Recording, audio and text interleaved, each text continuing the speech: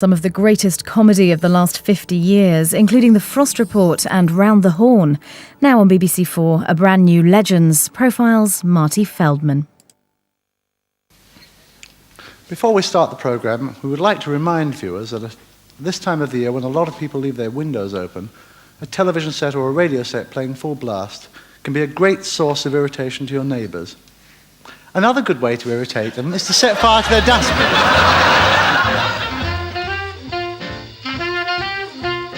There's a game people play around the idea that anyone can be connected to anyone else via 6 degrees of separation.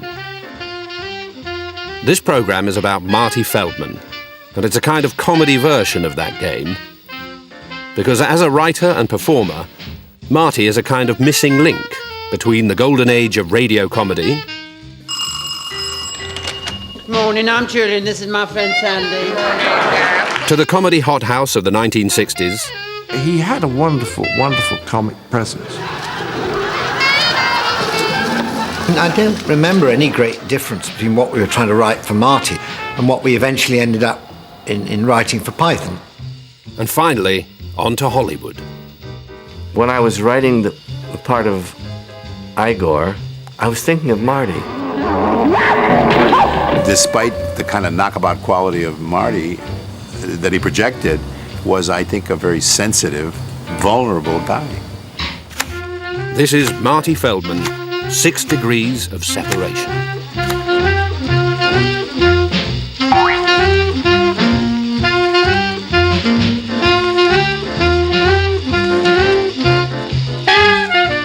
All I have is what's in there, yeah? That belongs to me. The thing to do is to keep people out of it.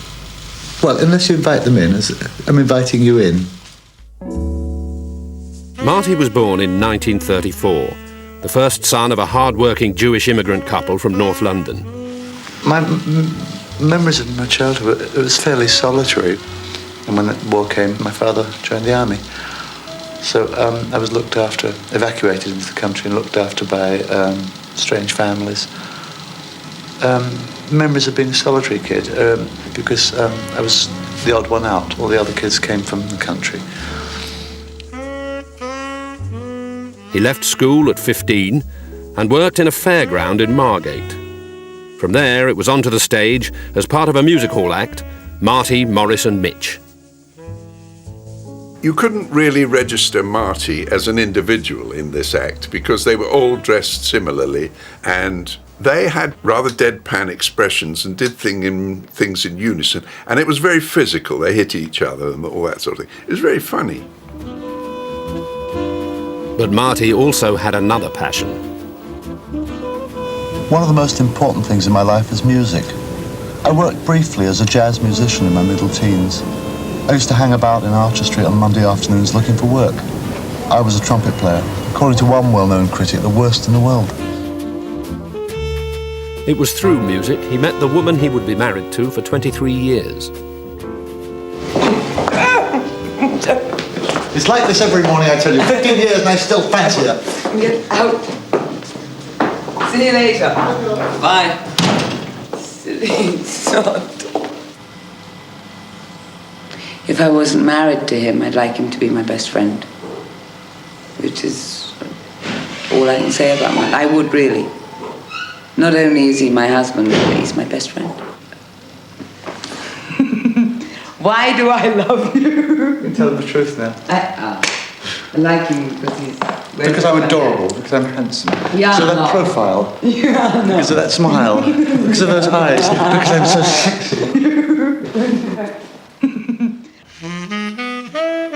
Marty was earning extra money as a writer, alongside a friend and fellow performer from the music halls, Barry Took. He and Marty had started out selling gags to radio stars like Frankie Howard for a couple of shillings a time. Is that it already? Oh, here, listen, no, I've had a shocking week. Oh, no, don't laugh. Mrs. is wicked among the afflicted. No, I've had a shocking week. No, it's Tuesday. No. By the early 60s, the unlikely pair had become a successful writing team.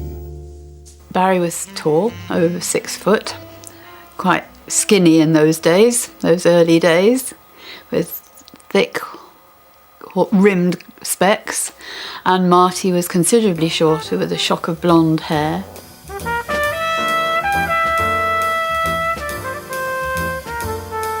Marty used to claim that neither he nor I wrote the script, but a third person would enter the room, somebody called Marty Took or Barry Feldman, who would do all the writing. We were so in tune with each other for those 10 years that we wrote every day at our working nights. A collaboration is A plus B writing a script. A successful collaboration is A multiplied by B writing a script. The workload spiralled as Barry and Marty were signed up by the biggest radio shows of the day. Marty started knocking out the stuff on Barry's typewriter. But in fact, they had to stop doing that after a while because their minds worked so quickly once they were onto a theme. Then it got to that the ideas were coming so thick and fast that Marty couldn't type fast enough. And Barry used to write in longhand, and his longhand was quite rapid, which would then all be passed to me to type. But of course I used to hear them, and always the sound coming most from where they were working was laughter. What about that time when you got that walnut stuck up your nose? What about In 1962, they moved from BBC to ITV, their first television show, and an instant hit, Bootsy and Snudge. Could have gone round the corner and got a bottle of Calmaline lotion. Calmaline. What? Calmaline.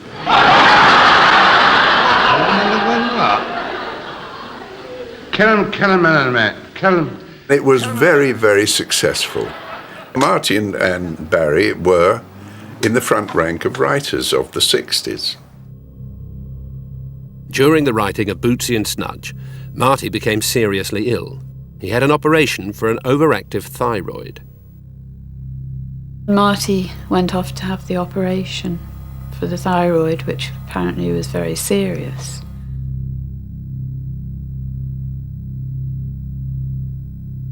And it was after that that his eyes were noticeably enlarged, I would say. Unconcerned about his new look, Marty and Barry were lured back to radio. Together, they created a show which would become a classic. Morning, I'm Julian. This is my friend Sandy. Yes, we're from the Daily Polari. Yes. He's the man you follow around, I'm the one you can't gag. Can't gag. True. Can we have 5 minutes of your time? Well, it depends what you want to do with them. Oh, well. The world of the camp chorus boys was well known to the writers from their days in Variety. Backstage, everybody's camp. That's it. And the chat was Polari, and it was a sort of shorthand. Well, our editor said, why don't you troll off up to Mr. Orne's latte? That's flat or house, translator's note. Yes, that's, and have a Polari with him, you see. Yes, Polari. we'd like to have something hot and personal. Well, how, There was Mrs. Mary Whitehouse and Sir Cyril Black, who had set themselves up as the protectors of public ears, noses and throats, or whatever you want to call them, who complained to the DG. He'd call for the script and send it back with a note, "I see nothing to object to in this." And those were his words written on the script. Joe, he was a young court wangler, munging greebles he did go. Barry and Marty started inventing these lovely words, moolies and woggle irons and what's in the gander bag and all that stuff. And they got wilder and wilder. Vain she was, and like a grusset, though her gander parts were fine. But she sneered at his cord wangle as it hung upon the line.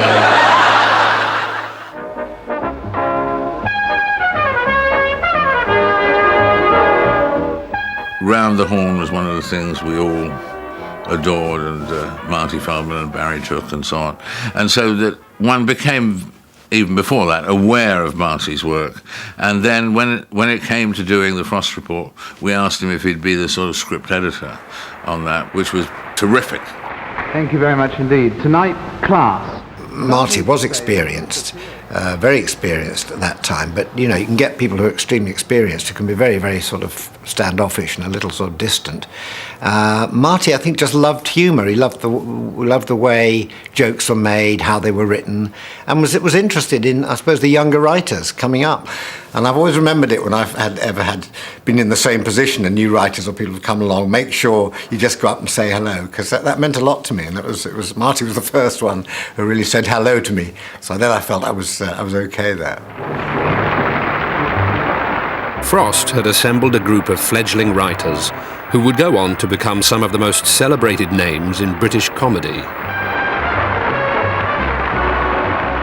I think they all admired him a great deal, so that any advice he had was very valuable, both at the meetings, the writers' meetings, the day after the previous show, and he would be really on the ball and giving them a steer, I suppose you'd say. So what he brought to it was the ability of the veteran centre-half to look after the defence. Marty also co-wrote the Frost Report's most famous sketch. I look down on him because I am upper class. It was the first of many TV landmarks which carried Marty's touch. But I look down on him because he is lower class. I am middle class. I know my place. I look up to them both, but I don't look up to him as high as I look up to him, because he's got innate reading. After I had done the first series of the Frost Report, David said to me, why don't you put a little group together and do a short series for rediffusion this autumn? At last, the 1948 show! We needed a fourth. We knew we needed a fourth. And we were desperately looking around to see who would be right from our chums. And I don't know whether it was John rang me or I rang him, but we'd both come up with Marty. He'd been never proposed for appearing in a show at all, partially because he was so good behind the scenes, but also because of his unusual looks and so on, you know, that people had not thought to put him on screen. And we were trying to do something fresh, and so I thought, great idea, John. And we did the pilot, and it was very good. And David Frost came out and said, it's very good indeed. I won't do an impression. And he said, I'm not too sure about Marty's eyes. I'm not sure that the public will accept that. And of course, it's been a fortune ever since. Right, come in, lads. None of us were that confident. We were ex-students that weren't quite sure whether we were any good or not. And so it was I think the best thing of all is a team thing. Marty fitted in straight away, I was told later that he wasn't confident. He seemed more confident than I was, certainly. And had that extra, I don't know what it was, something that sparked. I think with my English rose complexion, so I think he's definitely me. So. Well, with that cleared up, we should be all right. No. Were you at all worried about your perfume, any of you? Oh, yes. When Marty came with us, he was a little bit nervous, and he said, look guys, you've got to help me a bit, because he didn't have particularly good technique. So he needed a certain amount of support and a certain amount of extra rehearsal. John and Tim were very good at drawing him out. And there were some things that Marty did, I think, what comes to me as I say it, is a sketch in which they all spoke with the same voice. Sidney Lotterby. My name's Sidney Lotterby. Oh, there's a turn-up. My name's Sidney Lotterby. So's mine. And mine? Well, isn't it a coincidence all being called Sidney Lotterby? That was a Marty voice, you know. And I think they nurtured him through that.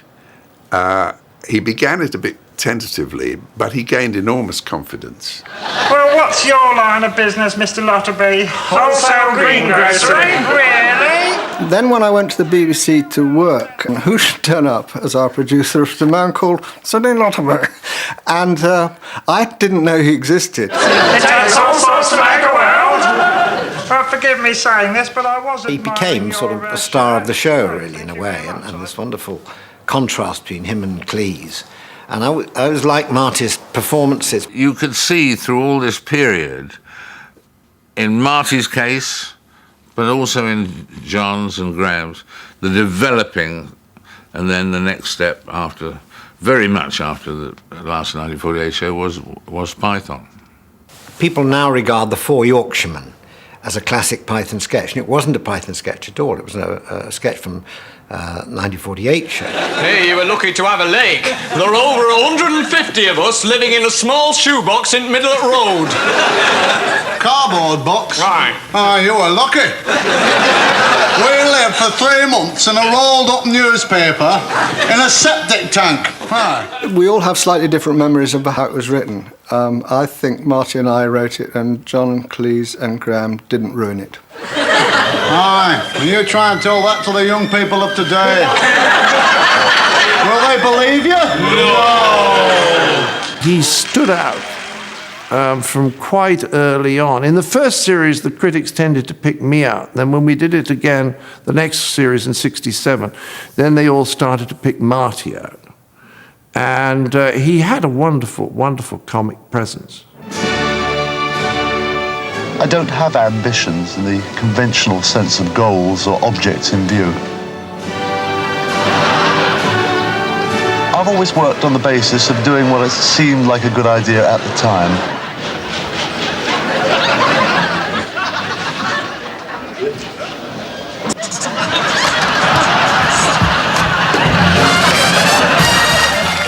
Marty was obviously a huge success at the 48 show, and the BBC asked him to do a series. I think he was pretty insecure, and he asked me to go with him, basically to hold his hand.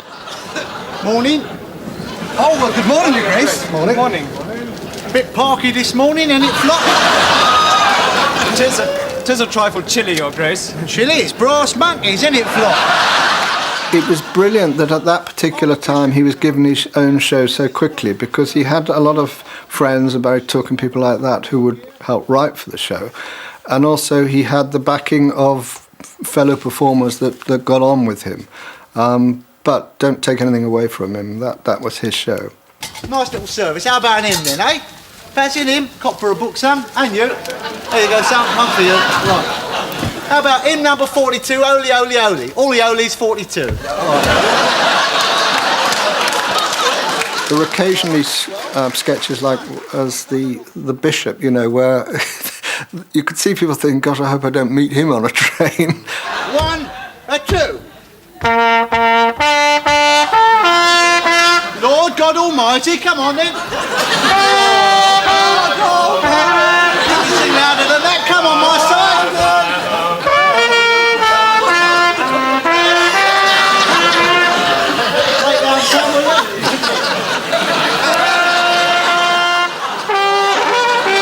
But then he became a star, and he could have done anything he wanted to. I guess he admired the silent comedians, Keaton obviously, and at a time when a lot of people were happier doing sketches in studios, Marty did think that, you know, the cinematic side of television should be explored, the visual side. Instead of it just being sort of Benny Hill slapstick jokes, you could create something slightly more complex, silent comedy, and he could do that very well because he was such a remarkable character. You never took your eye off Marty once he was on screen.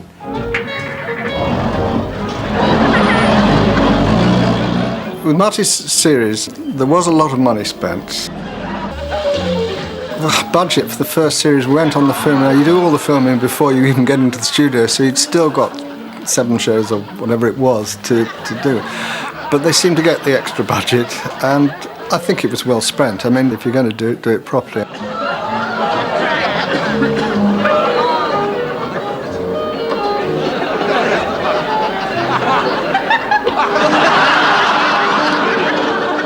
A year before they created their own show, the key Pythons were together writing for Marty's BBC series.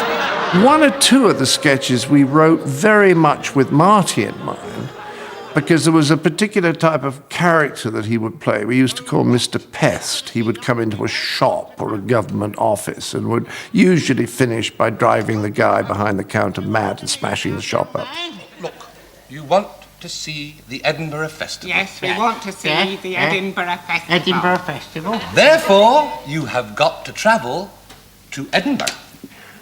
Why?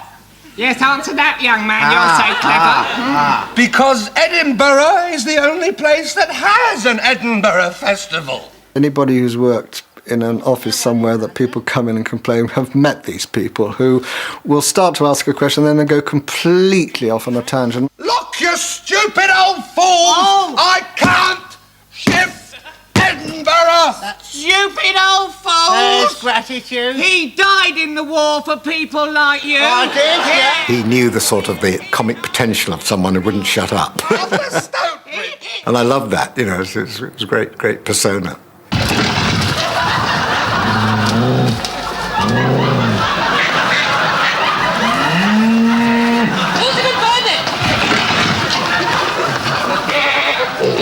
Once Marty got an audience, it's true of most of us, particularly Marty, then he would give a lot more. How many animals have you got in there, then? Just the one. It's a thing. The Monster in the Basket, you could see that was him enjoying it, enjoying the audience, and of course it was a much better performance because of that. He was, like most of us, a show-off, but he was very good when there was an audience there. Is it tame? Oh, up to a point.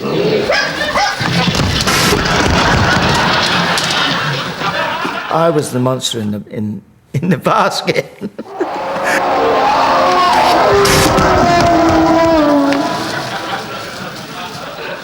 Mart used to have the umbrella and he used to start to try to quieten the beast. So he'd open it, he'd start giving me that idea, do a bit of that, throw a few feathers out and some water, like this beast was doing. But then, as he got into it, I had to fight with him. He got so physical, it was really a proper fight. And I'm going, Mart, it's only a sketch, Mart. It was spontaneous, he just felt, that's how he felt it was going to happen. You couldn't rehearse what we did in that sketch, because I would never have gone on. Marty did catch the imagination. People liked Marty very much, and he very, very soon, from only a year or so after acting for the first time, became this rising star of BBC. It was a popular show, and it was a very good show to work on. I'm a comic because I enjoy it. But with the pressure of having to be funny all the time, I find that I enjoy it less and less. Comedy performing, well for me anyway, is a kind of neurosis which I exploit. You plagiarise your inadequacies, your hang-ups, and you make comic capital out of them. Comedy, like sodomy, is an unnatural act. I think that's Marty's biggest failing. Honest to God, I really do. The perfectionist in him, he takes it too far. I know everybody says, well, thank God, it's good to be a perfectionist. But if you're that much of a perfectionist, then you can lose sight of something terribly good. And he has done. I remember watching the show once, and it was all bad as far as he was concerned, but he was wrong. The winner's plaque to the team of writers for Marty, to be received by Marty Feldman on their behalf. When they did the second series, a very odd thing happened. Graham and I went on writing exactly the same kind of material, and then they returned all of it but one sketch. And we were pretty startled because we thought it was good material. But what we'd not realized was that Marty really had now turned into a big star, not just as a matter of fact, but also in his own head. And what he did not like about the material that Graham and I were writing for him was there wasn't a particular star part. It was just, they were just funny sketches. And to let you know the material actually was okay, we did all of it bar one sketch later on for Monty Python. I remember going around to see Marty, and I think he must have moved to a new apartment in Maida Vale. And Terry and I went round to discuss something or other. I think it must have been his series. And we were shown up, and the whole apartment looked like it was something out of LA. Suddenly it was all white and modern and all that. And we waited, and Marty, after quite a while, which I always thought was a sign of celebrity when you have to wait for them to appear, after quite a while, Marty sort of walked down the spiral staircase towards us in this dressing gown. And I thought, this is extremely Hollywood. Here was Marty, sort of seemed to be enjoying a certain sort of lifestyle. And Terry and I thought, yeah, Marty's made it. By the time Marty got his own BBC television series, he was completely accepted. He was in the newspapers a lot. They were printing stories about him, quite apart from his performing abilities and so on. So he was a star of the 60s. He may have been a big name, but rather than trendy night spots, he preferred to hang around in Soho jazz clubs.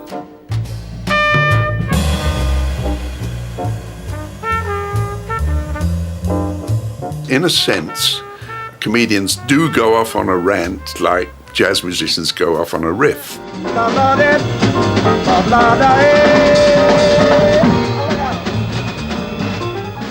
There's something about the excitement of improvisation in jazz, which is very like the feeling you get when you're inventing comedy spontaneously. A feeling of what is happening now, of creating a mood, an atmosphere. It's that sort of flight of fancy that it's like a jazz musician sort of taking a basis or a core and then running with it, you know. And I think there's you often find comedians sort of drawn to jazz. I mean, certainly Dudley Moore, but Spike loved jazz. Yeah, he was a huge fan of it. And I think I think it's a very close sort of relationship between comedy and jazz musicians.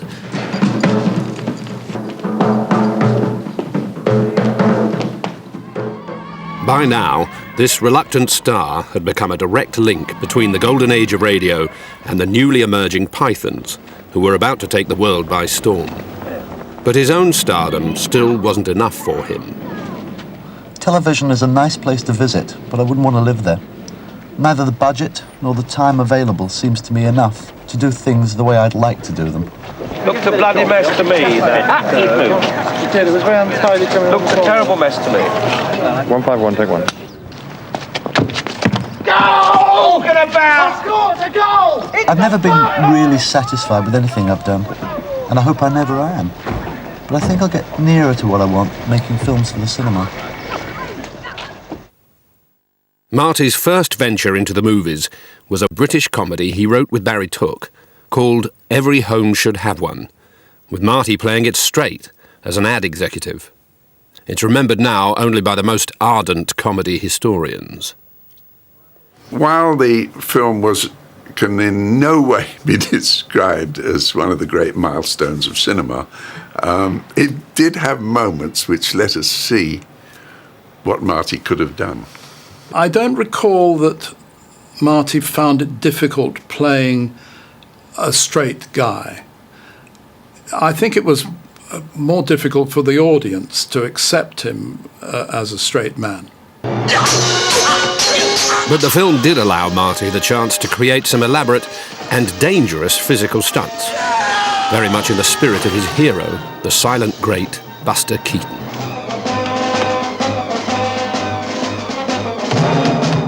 Marty was fearless. He was a totally fearless man. When we came to the finale, the chase in the prop room, I think the spirit of Keaton probably got into Marty at that point.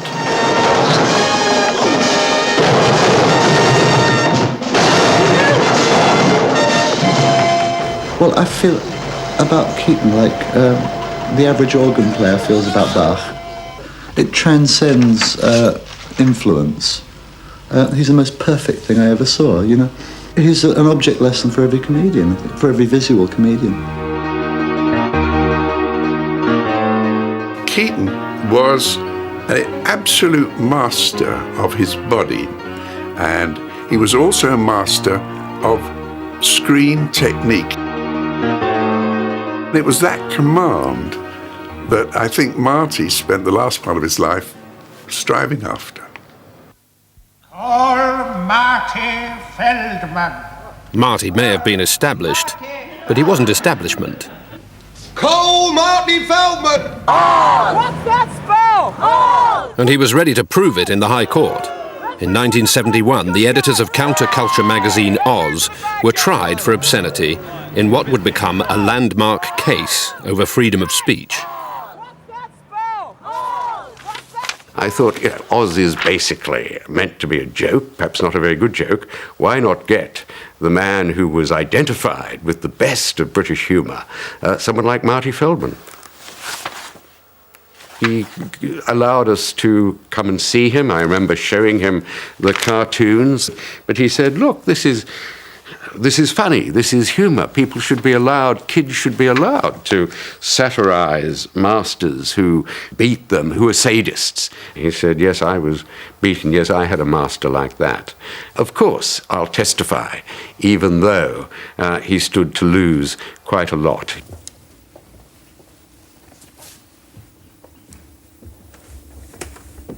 No, it's okay.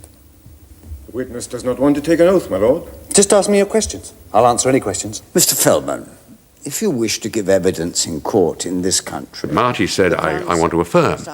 Judge Argyle, who was a dreadful judge and a dreadful man, and actually used this in quite a formidable way. And he said, witness, why do you want to affirm? I think there are more obscene things in the Bible than in this issue of Oz. That's not what I wanted to hear. He was furious that we'd called Marty Feldman because he knew that Marty might, because he was a lovable character, might sway the jury. So he was determined, I think, to put pressure on him. In a dictatorship, one of the first things they try to do is outlaw ridicule. Hitler did this and Franco did this. And there are some who are trying to do this today. I don't know if it matters, but I can't hear what the witness is saying. Well, I think it matters. Shall I say it louder?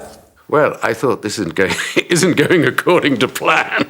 Am I speaking loud enough for you, Judge? Oh, sorry. Am I waking you up? And this might be funny in comedy, but this was a courtroom, not a theatre. The judge pretended I wasn't there, the boring old fart.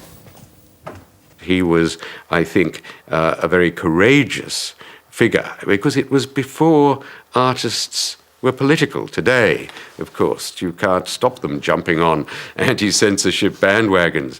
But in those days, it took a lot of guts to step up to the plate and to stand up for a principle. The fact that Marty was prepared to come along and line up with the defence and with free speech was an important factor in getting the acquittal on the most serious charge, which has never been used again.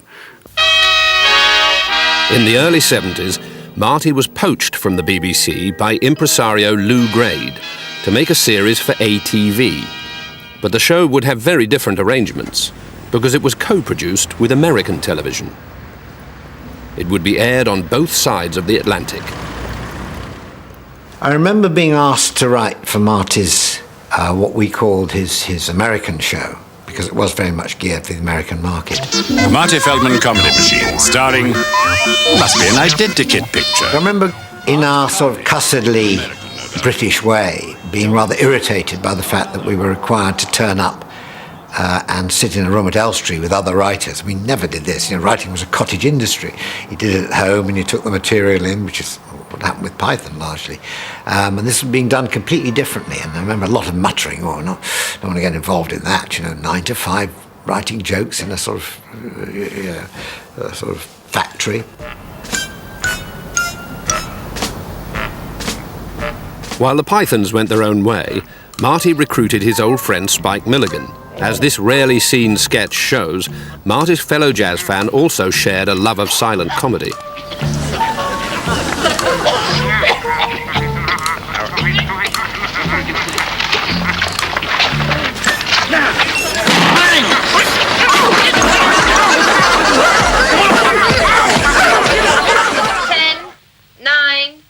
The show also brought in writing talent from American television. 5, 4, 3. I thought it was fantastic. I mean, he was totally different than anybody I had seen. He was this kind of throwback in a way because he was an amazingly physical comedian, and this kind of face and whatever. So there was something very unusual, which I found, absolutely fascinating.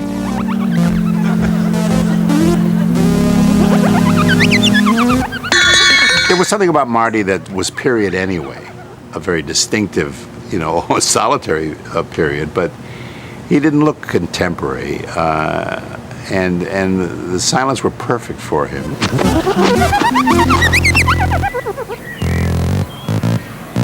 If he would have been back in the age of the silent movies, he probably would have been one of the great revered silent comics.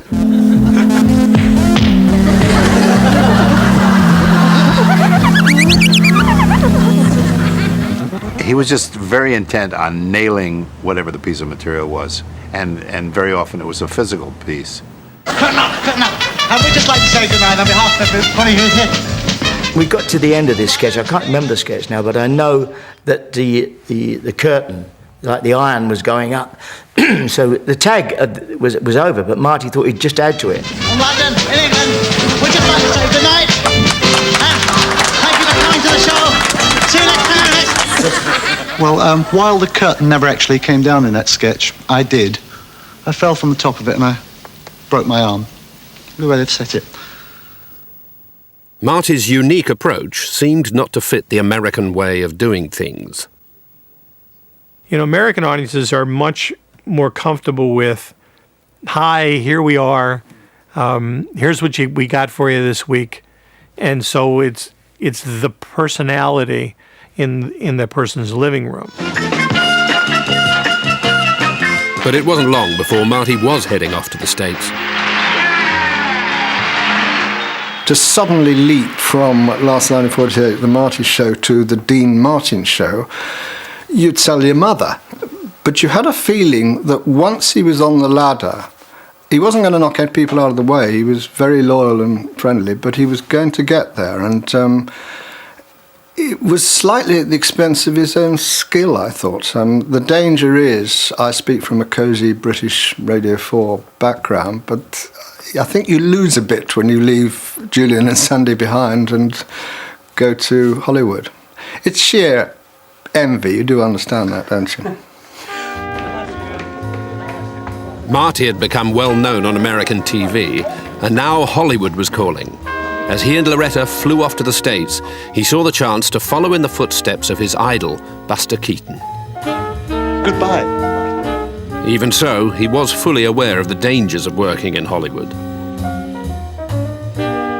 I see the way that Keaton's career went, that somebody as great as Keaton, and you can't get any greater, was destroyed by the Hollywood machine.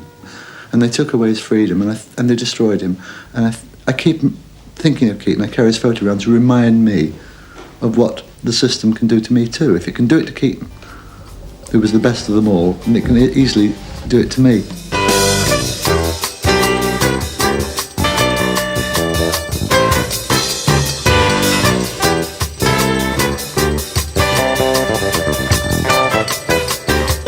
He'd gone from radio to TV. Now Marty was about to link up with a new circle of comedy greats. It's coming from the deep, dark recesses of the mind of Mel Brooks. And his scene-stealing debut role had been created especially for him. Sky means business. Starring Gene Wilder as Dr. Every Saturday night, I would watch the Marty Feldman Comedy Machine. So when I was writing the part of Igor, formerly Igor, I was thinking of Marty. You must be Igor. No, it's pronounced Igor. But they told me it was Igor. Well, they were wrong then, weren't they? Allow me, master. Oh, thanks very much. Walk this way. This way.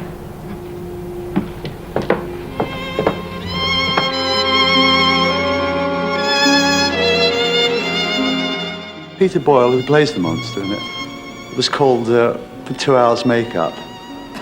I arrived in the morning and I said, you don't need any makeup. To play a freak, that's what's so humiliating. 5 minutes, you know, just a bit of eyes.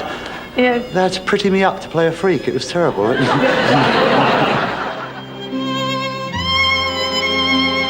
A scene that we thought was going to be fireworks was Madeline Kahn arriving in Transylvania, arriving at the castle, and it was falling flat.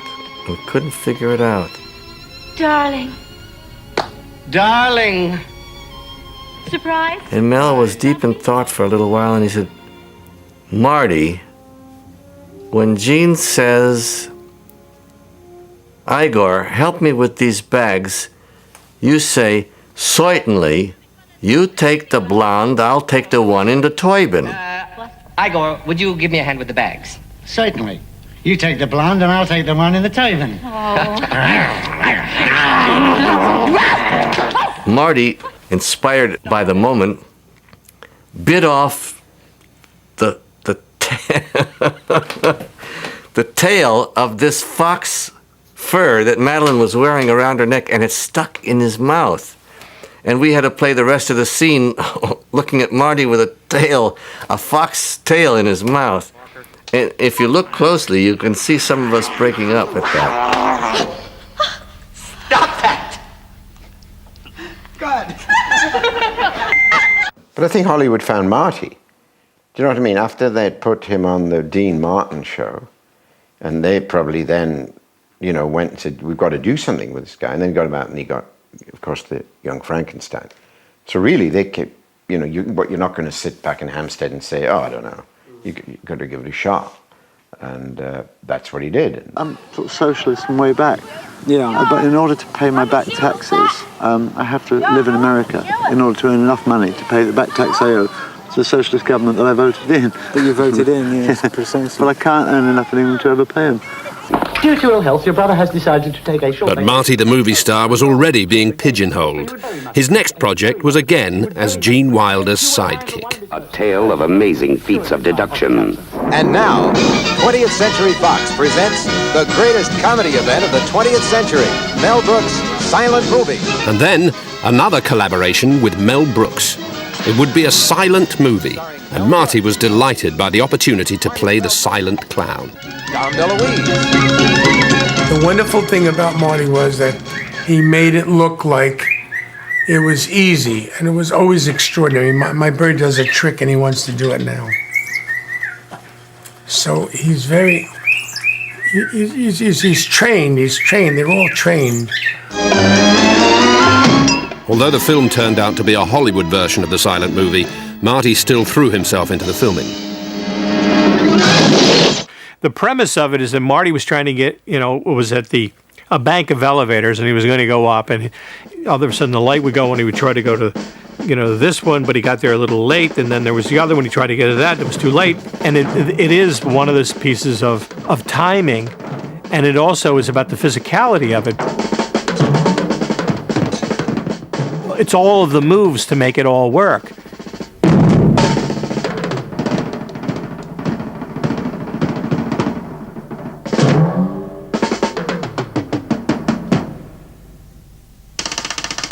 Sometimes you go, oh my God, Marty, take it easy there. I mean, he would just bang into something. If I bump into a wall, I never hit the wall. I go up to it and then bah, and then they put a noise in. So my face never touches the wall. But Marty suddenly had this bleeding on his face, and I said, what are you doing? And he said, I don't want to fake it. So you see, there's like a little child.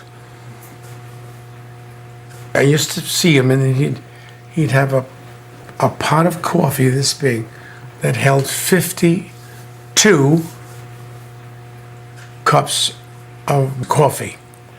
And he would drink it all day long. And I said, why are you drinking so much coffee? And he said, I'm on camera today, love. Which meant he wanted to have the energy, but he always subdued it. His contribution was always different, tender, soft. He was a soft, tender, sweet man. As Silent Movie was released by Fox Studios, Marty was approached by rivals Universal Pictures with an offer to direct 3 films. It was the chance he'd been waiting for, but the studio insisted he would also have to star. What do Young Frankenstein and Silent Movie have in common? Marty Feldman. And nothing could be more common than the last remake of Beau Geste. I played Marty's twin brother, identical twin brother. So there you are, you're off to a sort of comic start, which involved both of us had dyed our hair this fearsome peroxided blonde.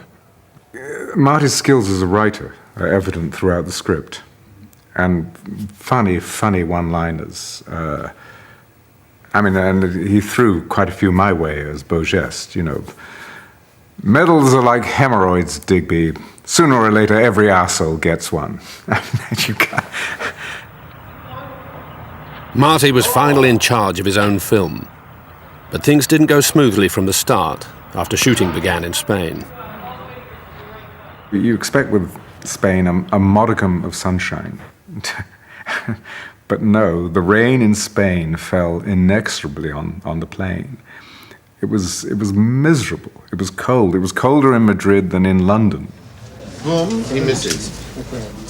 But things went from bad to worse. 3 weeks into shooting, Marty fired the editor and called in his old friend Jim Clark, the man who directed Marty's first film. So I went to Madrid and I saw all the footage which the previous editor had assembled, and it wasn't good. But here in the desert, I read the riot act to him, and I said, Marty, let's face it, the script was wonderful, but the film isn't funny. But I took a deep breath because Marty was obviously a troubled man, and he realized, he knew perfectly well that this wasn't working. What I heard is that one of the officials at Universal went to a screening at 9 o'clock, 10 o'clock in the morning, alone, and watched this comedy, and didn't get it, and ordered these cuts. And when we actually ran it for Marty and the producers at Universal that morning, I had lunch with Marty on his own afterwards, and he said, "Love, can you make it good enough for me to get another film?" That was his message. He knew that it wasn't a very funny film. Despite his looks, Marty Feldman is no fool. While Marty and Loretta were sent on a promotional trip to Europe, the film was recut by Jim Clark and another editor, unbeknown to the director. When he came back, he was confronted with a version of the film which was not his at all. It was our version. So we had a terrific row, and it was a sad occasion because I sided with the studio against my old chum, which I shouldn't have done. A disservice was done, something that was, maybe it was before its time. Maybe we had to wait a bit for the humor to catch up. We had two versions of that film. We had the studio version and Marty's version. We previewed both versions on adjacent nights with Marty going in with his editor and us not speaking. It was a ghastly situation. However, the preview audiences on both evenings gave both versions identically bad marks. They claimed the film didn't do well, but obviously it must have done, because to a certain extent. Otherwise, why would they entrust Marty with another, go around with his next film? For what we are about to receive. Not many people do remember his next film. Now, Marty Feldman casts his keen eye for comedy. Marty played a monk set adrift in L.A. It's not much boy meets girl, it's monk meeteth hooker, actually, is what it is. Monk meeteth hooker? You're not afraid of offending any religious... Mary Magdalene didn't defend me in the Bible. No. She's actually one of the heroines of the Bible. Yeah. And I think the hookers are probably one of the most honest of professions. They have to deliver what they promise, unlike politicians. In God we trust. But the studio thought the religious subject matter was too sensitive for an American audience, and the film rather disappeared in a puff of holy smoke. Universal Pictures. The more that Marty moved into the kind of LA culture and Hollywood, in a sense, you become less special than in fact you are. And I think Marty needed, to be protected of a system that only wants things a certain way. And what made him special is that he wasn't that. And you can't turn him into something that he's not. Hollywood can suddenly really over-embrace somebody and hug them to death. And I think that, suddenly they gave him a movie to direct, write, and star in. And when it didn't work, suddenly, from having been the new Messiah, the tide goes out and you're left sitting on this pinnacle on your own, which is a very, very rough thing to happen to anybody. And we knew him during that period too, didn't we? Mm-hmm. And it's very painful. He wasn't a happy person. Really, it was sad to see him, and that went on for about 6 months. I think he was really going through it. If he did want to emulate Buster Keaton, it's a sad thing to think that in a way he did, because poor Buster, came to, had a similar kind of career where he became a forgotten man, in Hollywood. Marty was released early from his deal with Universal by mutual agreement. I think he was the happiest at home with Loretta and all the friends. He never changed. I don't think he did. I don't think he took a step out of his normal behavior to try and court anybody or do anything. You didn't really expect Marty to be with the Hollywood establishment. They were bohemians from London. And so their house was filled with a much hipper crowd. There was rock people, there was Harry Nilsson, there was actors. It was just a sort of funkier kind of people that you'd expect Marty to be around. God, we had some nights at Marty's house with Harry and Billy Connolly and other people that would come by. They used to have great dinner parties around there, and Marty would play drums, and Loretta would look on as like a proud mum. He was a fantastic guy. He was a man, he was the kind of guy you just relished hanging out with. In 1981, Marty got a call from an old friend. Yellowbeard. A bucket of rum and be quick about it. With Graham Chapman as Yellowbeard. Kill this stupid old bugger. Filming began in Mexico with a huge ensemble cast. Well, I don't think the trip to Mexico was necessarily a career step forward. On the other hand, there was a bunch of people who were all mates. Do you know what I mean? There was Graham Chapman and other English kind of comedy people. I'm not sure that he was crazy about going down to the heat of Mexico and doing this movie. He probably didn't want to do it on the basis of the script, which was bad. And then on the other hand, you think, well, we're getting per diem and some really good weed down in Mexico. This is the first thing I've done for a long while that I've not either written or directed, or sometimes both at the same time. And it's a marvellous feeling of irresponsibility. If we're behind schedule, I'd normally be biting my nails. Well, no, that's not my concern, I'm an actor. Call me when you want me.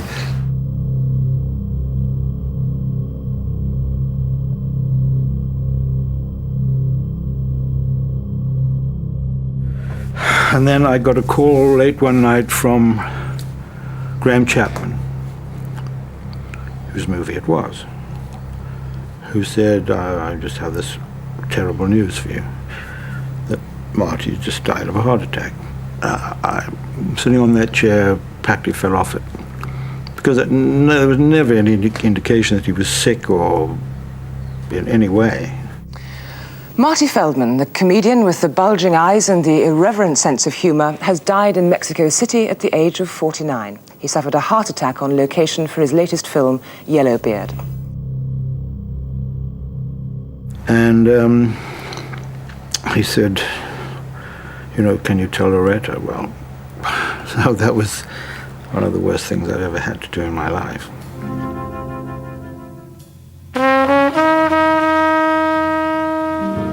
Marty's buried in the Forest Lawn Cemetery in Los Angeles, near to the grave of his lifelong inspiration, Buster Keaton. I still think he'd have liked to have been a director. If he felt it was just getting too tricky here, he could have gone back to the UK. Yes. I think he would have written more. I think he would have written a very funny autobiography. I think he's watching us all, and I think he's still saying, you know, I'd like a chance to do that again. He always wanted another take. You know, he was good. So that's the way the history books tell the story. Marty's own films flopped, and he died on the set of a not very good movie. But his close circle tell a different story.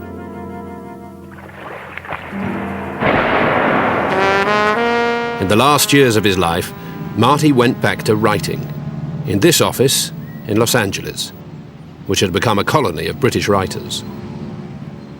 Bought this funky old building in Hollywood, and Marty took a room. So Marty, we were connected on a daily basis now. Marty was back among his favourite people, writers and emerging comedy talent, just as he had been in the 60s. He was really keen on the process of writing. And that's what our building was about. We weren't really involved in making TV shows. We were involved in the process of writing TV shows and creating TV shows, a lot of which, believe it or believe it not, although we're in the middle of Hollywood, 100 yards from Grauman's Chinese Theatre, Dick and Ian were writing episodes of Porridge, and it's where we created Our Vie des Ein Pet, was created in that building. He fascinated me. And also, apart from the writing, this weird approach, he was such a funny man. It was kind of nice having Marty Feldman down in the ground floor. We'd always take ideas by him and say, what do you think of this? And he had a different skew on things, you know, when you're dealing in stories and ideas. It's really interesting if you go to somebody who's just going to have an idea completely from some other place. You should do this. And then you go, oh, of course. And so, besides his own work in radio, TV and film, Marty connects with an even greater circle of comedy. From the writers of MASH and Fawlty Towers, to the creators of Porridge and Auf Wiedersehen Pet, to national treasures and Oscar-winning directors, all connected by 6 degrees of Marty Feldman. Right.